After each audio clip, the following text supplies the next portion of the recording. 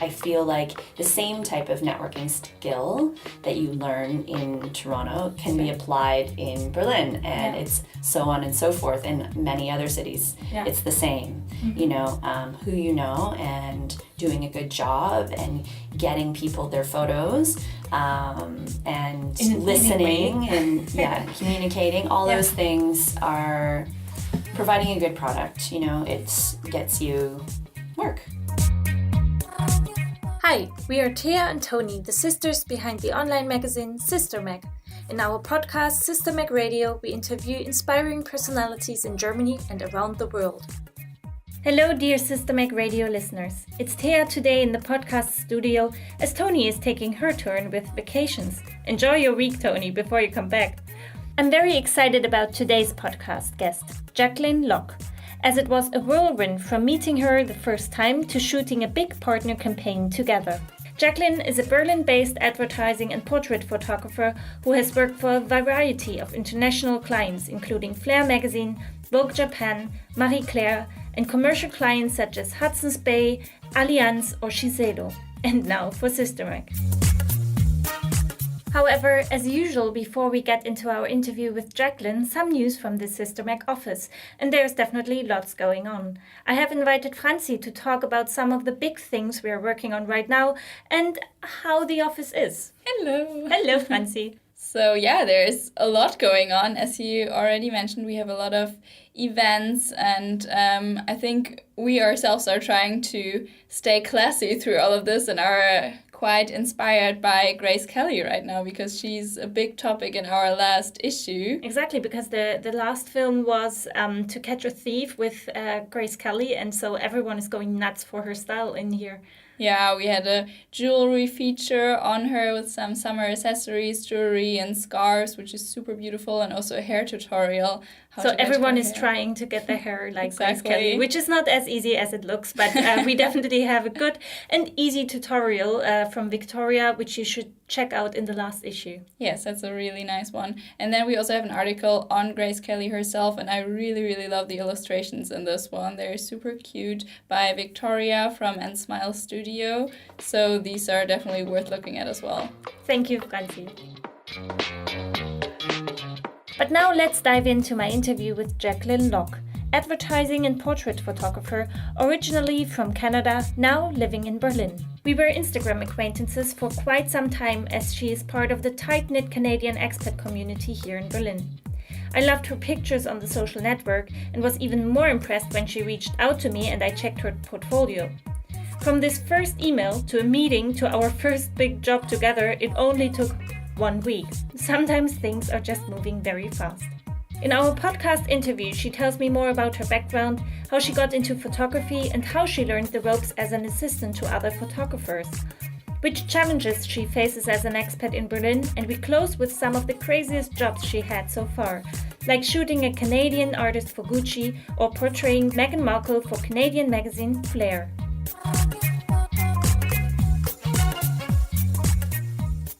First question is always tell us who you are and what you do.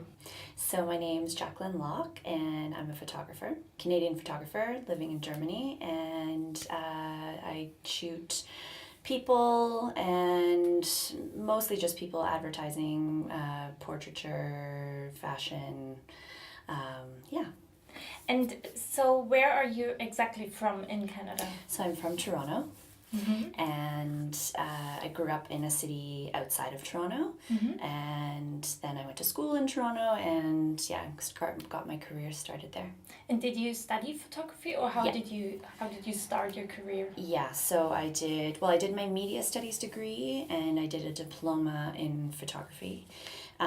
So it was a kind of a double program over 4 years. Mm-hmm. And in that, I started interning through the school. That was kind of a prerequisite you had to do. And then after that, when I graduated, I started assisting. Mm-hmm. And with assisting, I kind of got to know a group of photographers in Toronto that were in more of the advertising realm.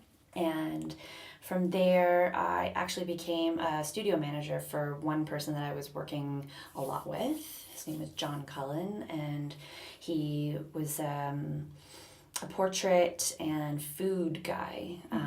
Really, really talented. Now he's actually, I think, mostly working like documentary kind of style stuff. But I learned a lot there. And then I started assisting again, kind of left that full-time position and went back into doing my own freelance work. And, you know, got the job at the cafe and did all the little stuff to keep myself afloat until freelance became like full-time freelance for me. So what do you think should an assistant be like? What would you give as advice? Right. So I think that, first of all, that assisting is super, super important. Not only are you learning the technical things that are important on how to light someone, how to run the production, this type of thing. You're also learning the business side of things, which you don't really learn in school. So when I was assisting, I learned a ton, and I think it's really important for people to put in their time that way. Because watching and learning is, you don't get the same thing from necessarily going to school. I mean, education is really important, but watching and learning through other people's trial and error is extremely valuable. There's also an etiquette when it comes to photo shoots that is really important to know when you're assisting.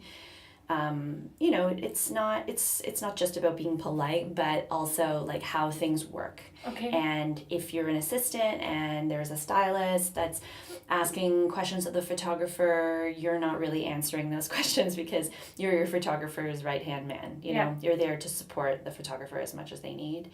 And, you know, it's about learning what your photographer needs before they even ask for it, and that is crucial. And it also teaches you how to produce photo shoots on your own as well. So this etiquette that you mentioned, what would you say is also like a good photo shoot etiquette? What do you think there are like maybe small things that you wouldn't know if you are not in the business? Oh gosh. Well, I can start with the big things, like, I mean, coming from an assistant, being an assistant? Maybe, yeah, or from the photographer. It can be both. Well, just from your personal opinion. From being an assistant, I would say, like, knowing how to, again, like, look after the photographer, knowing that the photographer is the main point, and you should kind of keep your own needs as a photographer, because being an assistant, you're growing to be your own shooter. But sometimes that kind of, it's really hard to detach from that and not give all your creative ideas as if you're the one shooting. And I mean, as most shooters can tell you, they've made a mistake with that before. But I mean, I shouldn't really say that, but I've had people like give their business cards and things like this, which is a little bit weird. They probably shouldn't do that type of thing. Anyway, etiquette as a photographer on set with clients, I think it's really important to remember that when you're shooting a job for money, whether that be advertising or like an editorial, that you are there to provide a service. And normally there's some type of layout or, you know, creative content that needs to be executed, that's been developed by somebody else. So in order to check those things off, you should listen and give option and kind of communicate, right? Communication is key. But you know, and in most situations when you're hired to do your own creative work, and that's why you're hired, then that's absolutely amazing. But in most situations, there's part of it that has to go towards creating something for a client. Yeah. Did you always know that you want to go into people photography and, for example, not like food photography, by the way? Because, I mean, if you were in a studio that was also food related, that could have been a way for you as well. Yeah. It's kind of crazy because I was 17 in high school, in my like second last year. I think we needed to start choosing what we wanted to do. And, you know, in the city that I lived in, they didn't really offer photography. And so I started taking courses in Toronto. I started taking the train into the city, doing these darkroom classes at Gallery 44, which was a great little hub of artists in the city. And I just started being creative and building a portfolio. And mind you, wasn't a very good portfolio, but I knew what I wanted to do, which is really, really odd, because I had a lot of friends who took general programs in school because they actually just didn't really know. And their parents were like, go to university, make a choice. So for me, when I found the program that I was going to go into, it felt like a bit of a security because of the media studies, but also I was still able to play and be creative. Yeah. So I've always been interested in shooting people. Over the years, I became more and more aware that portraiture was what came naturally to me. Of course, I love shooting fashion, but I don't look at myself as like an avant-garde or fine art shooter. Lifestyle and portraiture, capturing real feelings, like those things is what comes naturally to me. The in-between moments. Yeah, so people. I can shoot product, which is great. Having the background of lighting and seeing things can also benefit your people work. Yeah. You know. So what we have to say is that we, like Jaclyn and I, we don't know each other that long, but we did a very extensive production together for Tinder for the last issue of sisterMAG, and there she shot a lot of people, including myself, and that was a really, really nice experience. I really loved how you worked with people, and you also like told them what to do, but not too much, and gave them a good feeling about being in front of the camera, which also is a hard thing to do, I think, for photographers to, you know, like get the best out of people who are not used to being photographed. Thank you. Yeah, I think it's because I really don't like being photographed. So I know what it's like to have that awkward feeling, and sometimes, it's easier when you understand how someone else feels. Yes, you know? Definitely. In the next part of the interview, we asked Jaclyn how she built up her successful photography business in Toronto and how it is to start again in Berlin, whether skills acquired in Canada can be applied in her new country. I always say to people that starting up a business, maybe it's just a creative business, but it takes 3 solid years to get somewhere. And for me, that was the case. As I said before, I assisted and was making money as an assistant daily, working with a variety of different photographers. And then I started my own, getting hired for like small projects. And then I was hired to work for the Hudson's Bay Company for a few editorial projects. They actually had an online magazine, and which also led to me shooting some of their signature. They have, I don't know if you're familiar with Hudson's Bay. What is that? Hudson's Bay was one of the oldest trading companies in North America. Yeah. And they still have a few stores across Canada, more than a few. Is it like a department store? It's like a department store, yeah. It would be like your Catevé type of place. So it was an amazing platform, and I was hired to shoot, actually it worked out, it was multiple billboards on one of like the big downtown streets. Nice. And so that really kind of gave me a little lift to be recognizable. And from there, I started working with a lot of editorial magazines, like the best, like Canadian fashion magazines, shooting a lot of artists on location in their ateliers, in their homes, and networking became, something that really brought me a lot of work. Yeah. So word of mouth and doing the work and meeting people and making people like how they look in photos. I feel like that always became something, that gets you more work. Yes. It just kind of slowly over the years, I started, working for more magazines, meeting more people, and that all kind of goes hand in hand. And now coming to Germany, I got here in 2016. So it's taken me, I'm still a freelance international shooter, so I'm still going back to Canada to shoot for clients that I still have, which is really, really nice. But it's, again, starting over, right? And it also, there's a bit of a language barrier at times, you feel. Yeah.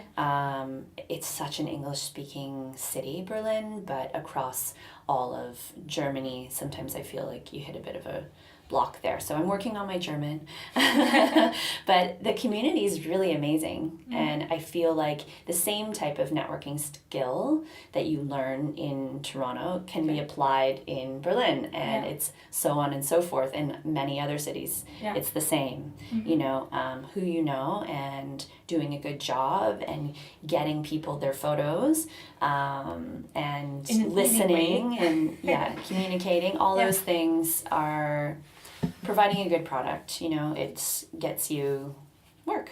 Yeah. And how would you, more on a personal and private matter, how would you compare living in Toronto and Berlin? Is it very different or is it very the same? Well, gosh, I think, Toronto, I don't know if you've been to Toronto, No. but it's an amazing place that's booming and growing so quickly, and it's filled with so many artists, and when you're there and you walk down the street, oftentimes you see, you know, people you know. Just from leaving the house, you run into 3 different people you know. In Berlin, it's a much bigger city, so it's a little more lonely. But it's much more free. Yeah. And I feel like I've started developing into a different type of photographer here than I was in Canada. I'm taking more risks, I think, and I think the pace is slower here. Yeah. And people take their time. And that directly affects how quickly you need to be pumping out work and what, you know, your creative process. Yeah. So, I think, for instance, like I shoot a lot more film here than I do in Canada. Okay. Because there's time. Yes, I know what you mean. Okay. Yeah. So that is actually a question of mine. What gear do you use for shoots? So what is your... Well, as of right now, I have a 1DX, a Canon, and I'm a Canon girl. I think I started on a Nikon when I was in university, but that quickly went out the window for me. And then I started investing in lenses, Canon lenses, through all the cameras that I've used. So once you kind of invest in lenses, you tend to stick with the same camera body because... you know, or else you have to go selling all your lenses. I really love Profoto. I find it super reliable. And I love lighting. I love lighting in a super natural way, whether that's creating a big window light source that looks more natural, but again, is lit. Having that control is really nice, and I think this is a big shout out to Profoto, but I feel like they're just a great company. So those 2 things. And lately I've been shooting a lot of Instax, which is kind of funny. This Polaroid. And I have a little Olympus point and shoot 35 millimeter. I also have a Mamiya, but it's quite old and it doesn't have a digital back. But I'm playing around with film these days. It's kind of fun, and scanning it in, and you know, gives you different textures and But for the day-to-day work, I'm on digital because it's quick, and clients want to see immediate work, and sometimes your turnaround time is in a week. So Part of being a successful people photographer is to get yourself into crazy work situations with celebrities, people that you admire, or just interesting humans. We wanted to know some of the most interesting experiences that Jaclyn had so far and heard along the way about her shooting with Meghan Markle. So a few summers ago, I got called by Gucci. Actually, it was through a company called Miri Media, and they were working on portraits of a Canadian artist named Chris Knight, who was working with Gucci to develop a print for their scarves. It was called Flora, and basically they were doing a video on him in Canada.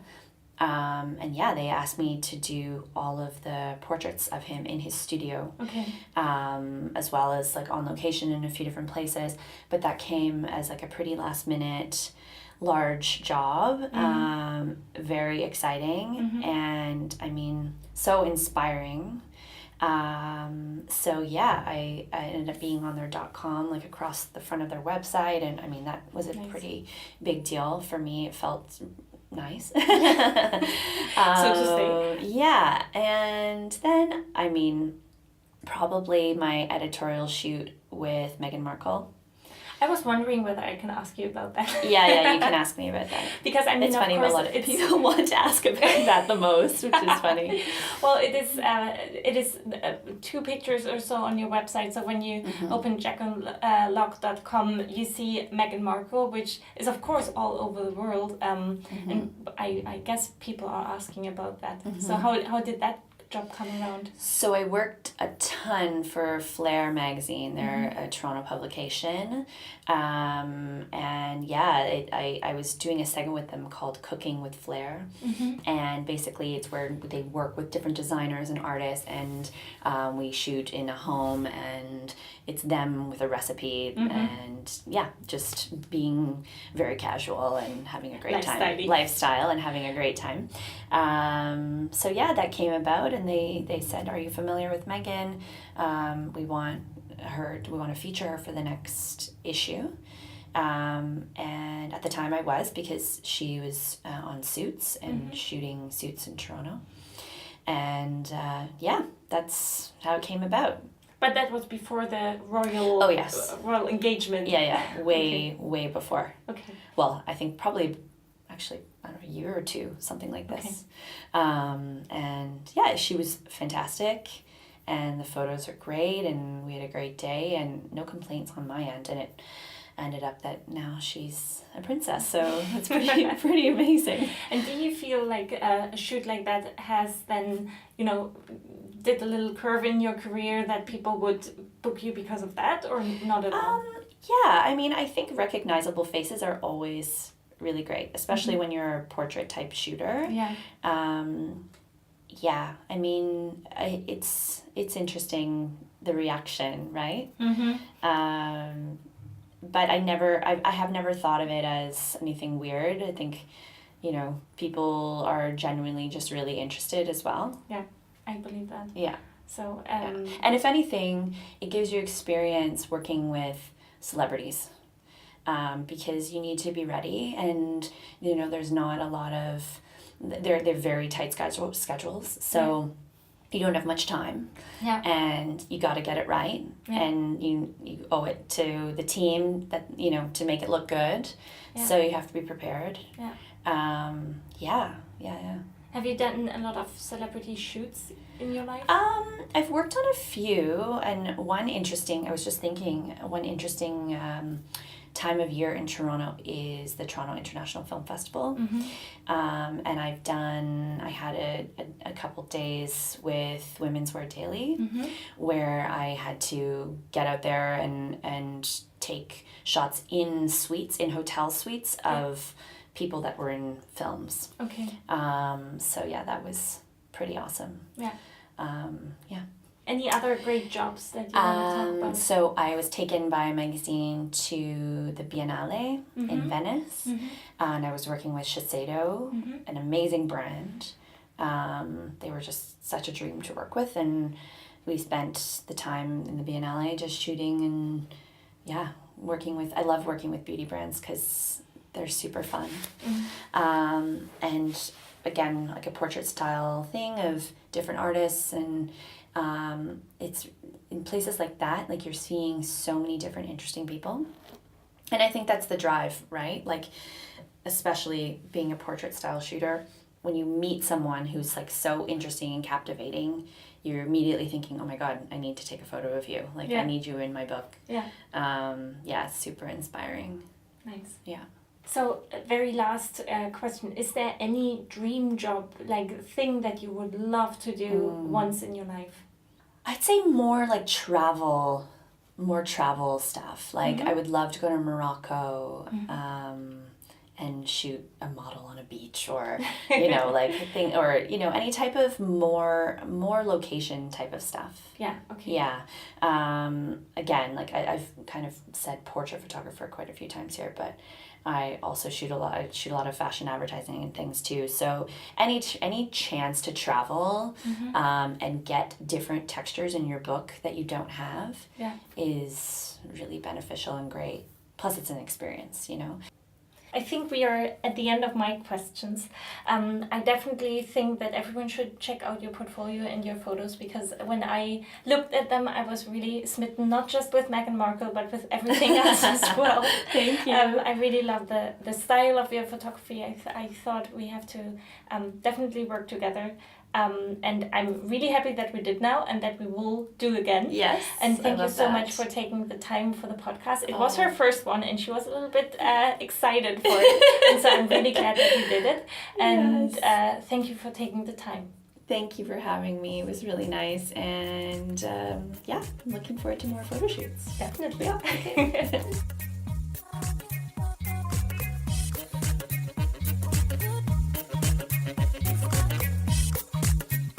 Thank you again for listening to sisterMAG Radio podcast today.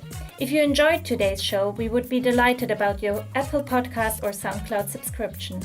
Also, a positive rating or comment helps a lot. And we need your help to get the word out about the podcast. So if you like it, please feel free to share a screenshot on Instagram or Instagram story. Tweet about us or write on Facebook. No matter how, it is just great when you talk about us. Simply link to @sister_mag so we can thank you.